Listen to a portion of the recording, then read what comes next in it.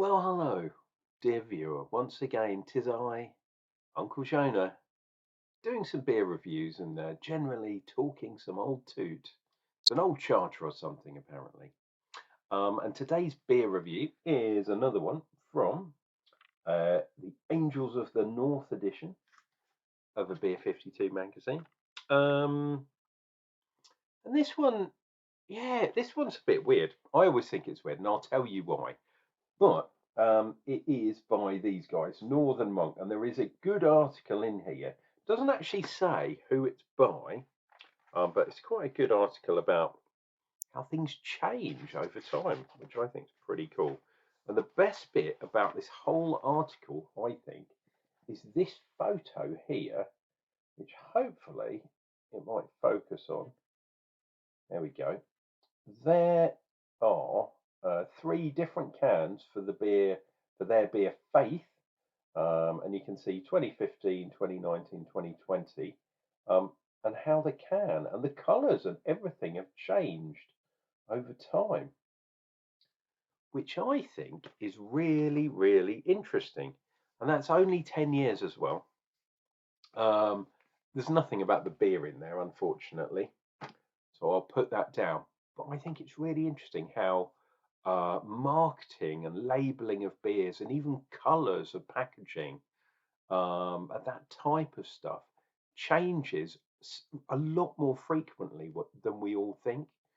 The only thing that hasn't changed is their logo. The monk, obviously Northern Monk, and they've got a picture of a monk, but the actual design hasn't changed for that over that period of time, which I think is good. Um, so the beer we are doing today is this one. It says Great Northern Lager. Very, very weird. And there's the monk in there.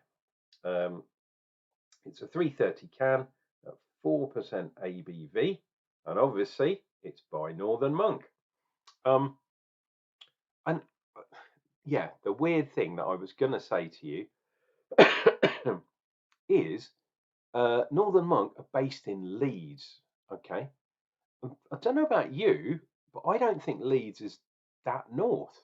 I mean, it's north of London, yeah. It's north of Birmingham, yeah. It's on a par with Manchester, and Sheffield's a little bit near there, but a little bit further south. But I don't think Leeds is that north to me. It's in the middle. Do you know what I mean? My family, or my name, the derivation, apart from being from French knights in the Middle Ages, um, the cluster of my surname is in Northumberland, which is right up at the top. You can't go any further up or you hit Scotland. And the other half of my family is from Scotland. So places like Leeds, to me, are really south. Obviously, where I live now, yeah, it's north of where I am. Um, but I think of Leeds as being in the middle. Maybe that's just me. I don't know. Anyway, let's get back to the beer, dear viewer, because I'm probably confusing, especially the Americans and the Antipodeans and all the people that don't come from the UK. Anyway, we have got light, refreshing, clear, and a great northern lager. We're always pushing boundaries, brewing boundaries even, and seeing how extraordinary beer can be. Um, but sometimes we just want a lager. This is basically our version of a lager. It's a northern lager, in it. It's a classic no nonsense. What does that say? Go to lager. There we go. And quench your thirst and refresh everything of what a lager can be. Wow, that sounds good. And there's some gumph there about avoiding the pregnant ladies, etc., etc. I don't think it's got anything that unheard of in there. Barley, hops, water, yeast. Yeah, pretty standard. And I believe the hops, they're using American hops. They're using Laurel. Okay. And they're only using a single hop. So it's a single hop beer as well, which is quite cool. It's got lager malt and Munich malt. in there too. So it's almost like a kind of smash beer. Now, I'm going to get my my trusted bandana out of my back pocket because, dear viewer, this is really taut, like a drum skin. A drum skin, dear viewer. Wash your mouth out. Wow, definitely high carbonation, but it didn't squirt everywhere. So that's a good start in my book. Let's get this thing open without it going everywhere. Okay, a little bit of foam coming out of the hole, the can hole. What the hell do you call that? The can hole, the opening, the orifice. Who knows? Right, let's get this bad boy into a glass. It does look quite carved. Oh, yes, it is. So, as sometimes lagers can be, it's not unheard of for lagers to be kind of a bit fizzy. Get busy with the fizzy. Look at that. It is quite clear though, I can see that. But look at those massive bubbles in there. Huge. Look at those ones right at the top. They're gonna disappear fantastically quickly. But the only problem is, am I going to be able to do this without? I don't want to keep cutting my videos because that really annoys me. So, unfortunately, Northern Monk, I know I've had this for a while, but what's the best before date on there? 2024 6. What's 6? June 24. Well, we're only in January, and that is, I mean, that is crazy, isn't it? So, yeah, you're going to get marked down for that one, I'm afraid. Let me see if I can pour a little bit in, and we'll see. We'll see if I can get a little bit of a drink, enough to kind of do a half decent review. Oh, it's still fizzing around in the can. You know what? I am going to set up a photo opportunity. There we go. Northern Lager, you monkey. And then it's another one of those, dear viewer. So let me put the can down, because we don't need cans where we're going. Right, you know what's coming, don't you, dear viewer? As if by magic, poof, and there we go. As if by magic, the head has disappeared, but we do have an unbelievably fat line all the way around the top, which is a good sign. Now, the other thing is, with all that head and all that kind of disturbance, the beer was really clear, and now it's become exceptionally cloudy. What's that all about? Is that to do with the carbon dioxide in there? I don't know.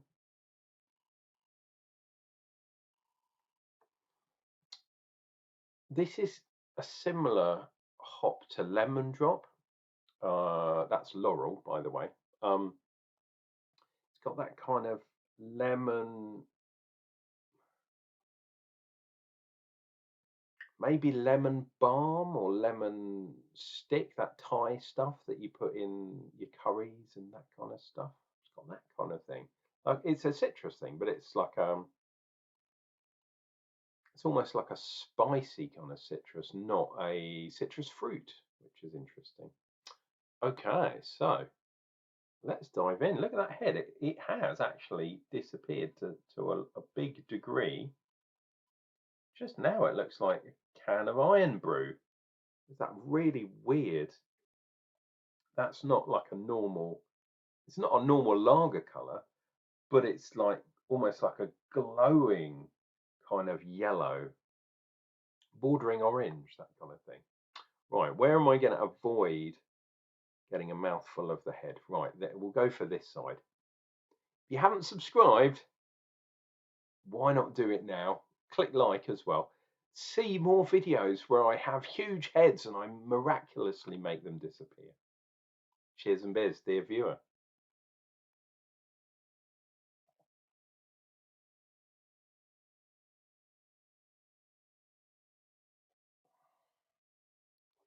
Oh,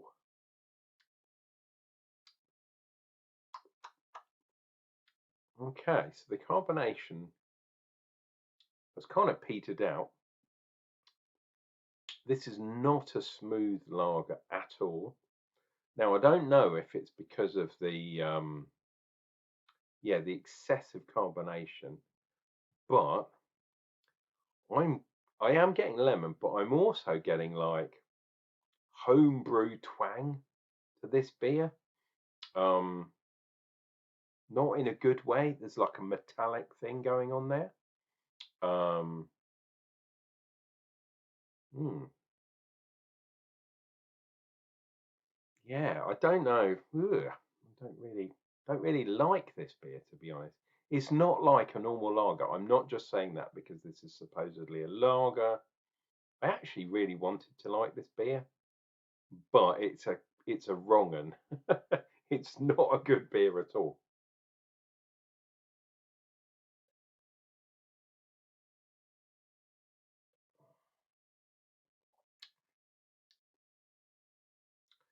Yeah, it's a really bitter kind of like licking a battery. I've said that before, like lemon detergent, lemon dishwater, that kind of thing. And usually, when I'm talking about dishwater, that's a good thing. But in this case, it's actually like the stuff you use to clean your dishes with. Um, if you're a bit old school like me and you don't have a dishwater, we still wash our dishes with a sponge and yeah, lemon stuff, lemon fairy. There are other ones. I think ours is a supermarket brand, but my God, that is kind of what this tastes like. And I'm pretty sure it's not supposed to taste like this. I think the overcarb. I mean, this is obviously overcarbed. Um, I suspect they've got the. I don't know. I was going to say, have they got the carbonation sugar wrong? But I don't think they have. They probably would have force carbed it. So why is it so cloudy now? And it wasn't before. It's got. I can see this sort of. If you can catch the light, you probably can't see on the camera, but there are some particles in there. I'm wondering if they haven't filtered it. No chill filtered is supposed to be, you know, supposed to be the thing with ales and hazies. With pardon me, with a lager, unfortunately, quality control is quite important, and lagers are notoriously hard beers to make properly. And macro breweries go through huge amounts of kind of processing and filtering and all sorts of craziness that unfortunately Northern Monk have not done.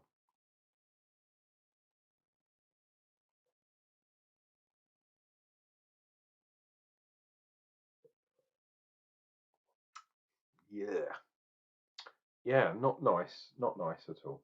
Nice lacing though. Oh, look at that line; it's still there at the top. Um, yeah, enough said about that. The better. I'm sorry to say, dear viewer, the Great Northern Lager is not great. I'm not even sure if this is a lager. It might be better packaged as a pale ale, a lemon pale ale. But yeah, once in a while we get a beer that I don't actually like, and that is that one. 4% though, fair enough. Um, but yeah, just yeah, yuck. Anyway, I'm going to be back with more beer reviews real soon. I might even do a second one later on today. So keep your eyes peeled, dear viewer, or why not subscribe, like I said before, and then click the bell icon and you'll never miss another video. But yeah, I might do one later on purely because that one wasn't that great. Take care of yourselves, take care of each other. And whether it's tonight or tomorrow, I'll be back with more beer reviews real soon.